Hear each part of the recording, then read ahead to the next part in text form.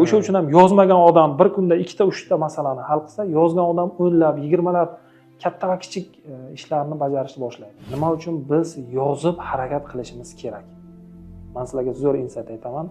Bizni miyamiz shunaqa ishlar ekanki, agar biz kichik narsalarni qog'ozga tushirsak, mana katta orzularimiz bor, kichkina orzularimiz bor, ha? Moddiyat jihatdan ham, ish jihatdan ham, kelajak nuqtai nazaridan ham. Uy, mashina yoki villa yoki uchastka yoki masalan deylik samolyot nimalardir xohlaysiz yoki kichkina svet pulini to'lash kerak, kim bilandir uchrashish kerak, qanaqadir shartnoma qilish kerak, shot faktura yozish kerak, nimalardir kichkina.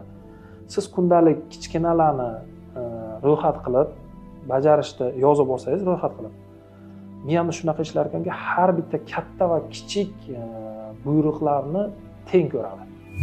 Sizda $1 million biznesingizni ham yoki svet yoki gazni to'lovini ham bir xilda teng ko'radi. Siz qachonki kundalik rejalaringizni yozsangiz qog'ozga, yozib borsangiz, u kichkinalarni bajarish chog'ida sizga komanda beradi, qog'ozga qarab ol deydi. O'zi katta rejalar bilan shug'ullanadi.